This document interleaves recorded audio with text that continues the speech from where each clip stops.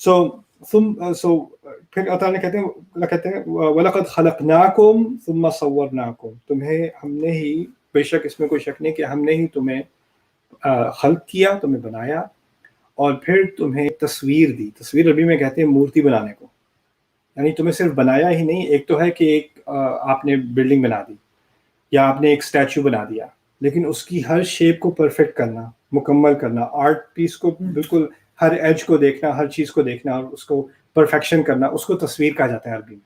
اور اردو میں تصویر تو تصویر ہوتی ہے، تصویر کھینچنا. صور عربی میں ہوتا ہے کرافٹنگ جسے کہتے ہیں. جیسے آپ بالکل ایک ایک ایج کو نا اسکلپچر جو ہے وہ پرفیکٹ کر رہا ہوتا ہے نا. تو اس سے کہنے کا مقصد یہ کہ تمہیں صرف تخلیق ہی نہیں کیا گیا، تمہیں بہت پرفیکٹ طریقے سے، بہت عظیم طریقے سے بنایا گیا اور بہت خوبصورت بنایا گیا ہے. یا تعالیٰ کو بنایا، اور یہ ہمارے لیے یہ لفظ استعمال ہوا ہے صرف ہمارے جسم کے لیے نہیں، کیونکہ ہمارے جسم کو واقعی خوبصورت بنایا گیا ہے.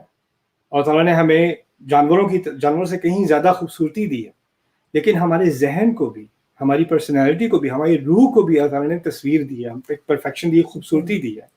اور اسی تصویر کا ایک نتیجہ یہ ہے کہ جیسے بندر ہے یا گائے بھینس ہیں یا شیر ہے یا جو بھی ہے، ان کو خوبصورتی کی طرف مائل نہیں ہوتے وہ مخلوق.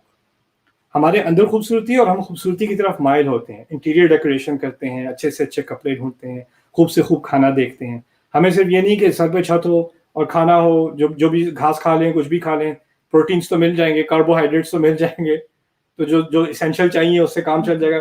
ہمیں کھانا بھی خوبصورت سے خوبصورت کرنا ہے. کھانا اگر اگلی لگ رہا ہو تو کھانے کو دل نہیں کرتا، اس کی اسمیل بھی خوبصورت ہونی چاہیے، ہمارے کپڑے بھی خوبصورت ہونے چاہیے، ہماری سراؤنڈنگ بھی خوبصورت ہونی چاہیے. یہ ہماری تصویر کا تقاضا ہے. ایکچولی ہمیں جو خوبصورت بنایا تو ہمارے ارد گرد بھی خوبصورتی کی، ہم خوبصورتی کی طرف مائل ہو جاتے ہیں. اسی لیے تعالیٰ نے ایک حدیث قدسی میں ہے، اور حدیث میں ایکچولی ان اللہ جمیل یحب الجمال، اللہ خوبصورت ہے اور اس کو خوبصورتی پسند ہے. تو خیر، یہاں پر تمہیں بنایا اور تمہیں یہ پرفیکٹ تشکیل دی. ثم قلنا للملائکۃ اسجدوا لآدم فسجدوا الا ابلیس، پھر ہم نے فرشتوں سے کہا کہ آدم کو سجدہ کرو. یہ عجیب آیت ہے، اس میں ایک بات کی طرف اشارہ ہے جس کو ہم زیادہ اٹینشن نہیں دیتے. بات آدم سے شروع نہیں ہوئی تھی، ایک ہی آیت ہے، بات آدم سے شروع نہیں ہوئی تھی. بات شروع ہوئی تھی تم زمین میں رہتے ہو، تم شکر نہیں کرتے. پھر تمہیں سے کہا تم سب کو بنایا، تم سب کی تصویر کی، تمہیں پرفیکٹ بنایا. پھر فرشتوں کو حکم دیا کہ آدم کو سجدہ کرو. ہم سب کو تو سجدہ کرنے کا حکم نہیں دیا تھا، سجدہ تو آدم علیہ السلام کو کہا تھا کہ ان کی طرف آپ سجدہ کریں. بات میں اشارہ اس طرف ہے کہ ہم سب کی تخلیق ہو چکی تھی. اس میں اصل اشارہ یہ ہے کہ ہم سب بنائے جا چکے تھے، اور ہم میں سے سب بنائے جانے کے بعد ہماری ارواح موجود تھیں، ہمیں شعور تھا، اور ہم میں سے پھر آدم علیہ السلام کو چنا گیا.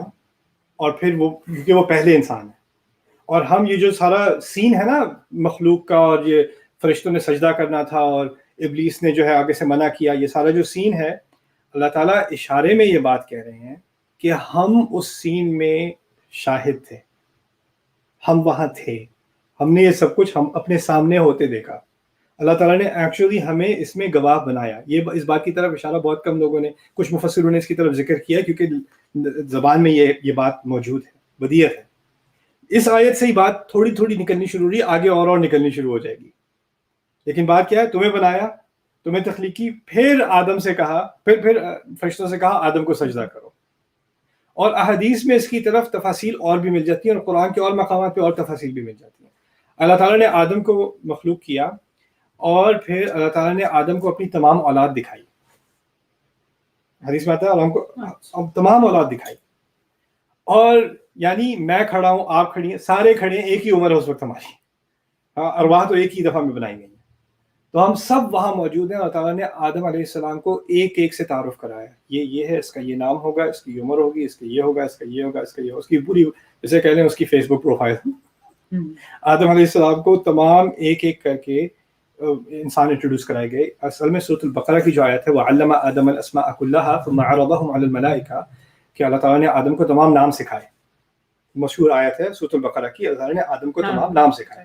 اس سے ہم نکالتے ہیں پتھر کا نام، لکڑی کا نام، درخت کا نام، دریا کا نام، لیکن اس کی تحت मुफस्सिरून ने, और ज़बान में इसका एहतमाल भी है कि उसमें असल में उनको तमाम अपनी औलाद के नाम भी सिखा दिए गए थे और अपनी औलाद से इंट्रोड्यूस करा दिया गया था।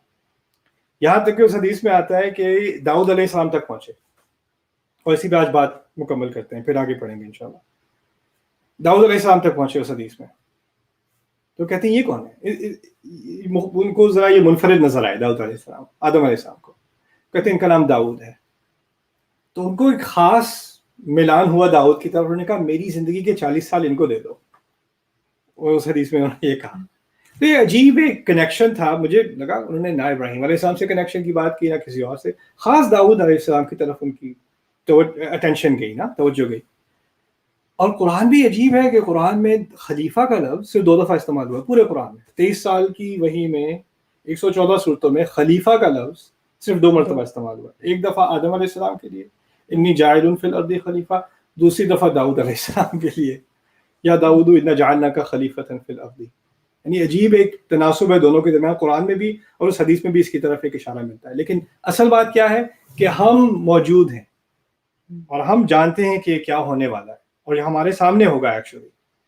तो इससे हमारे जो ये बाकी किस्सा है ना, इसकी अंडरस्टैंडिंग और ये क्या हम समझने वाले हैं इसमें से, इस सब में बहुत गहरी तब्दीली आती है, और इस सब की तरफ इशारा कहाँ से होगा? सूरह आराफ की तरफ से। तो इंशाअल्लाह इस पर कल मज़ीद कुछ बात करेंगे, इसी सवाल पे कुछ दिन ठहरेंगे, इसको तहम्मुल से समझने की कोशिश करेंगे, क्योंकि मेरे नज़दीक इससे ज़्यादा दिल को तसल्ली देने वाला जवाब कुरान में अभी तक मुझे तो नहीं मिला। होगा, अल्लाह ताला की हिकमत जो है उसमें कोई लिमिट नहीं है, और मैं तो सिर्फ अभी थोड़े थोड़े कतरे पकड़ के मैं कुरान समझ रहा हूँ, लेकिन जहाँ तक मुझे समझ में आया है मैं इंशाल्लाह ये चीज़ आपसे शेयर करना चाहता हूँ। मैम कैसा रहा? बहुत अच्छा। ऐसी कहने के बाकी अच्छा नहीं, बहुत अच्छा। ओके, चलिए इंशाल्लाह कल कंटिन्यू करते हैं। बारकल्लाहु ली व लकुम, अस्सलामु अलैकुम व रहमतुल्लाहि व बरकातुहू। वालेकुम अस्सलाम।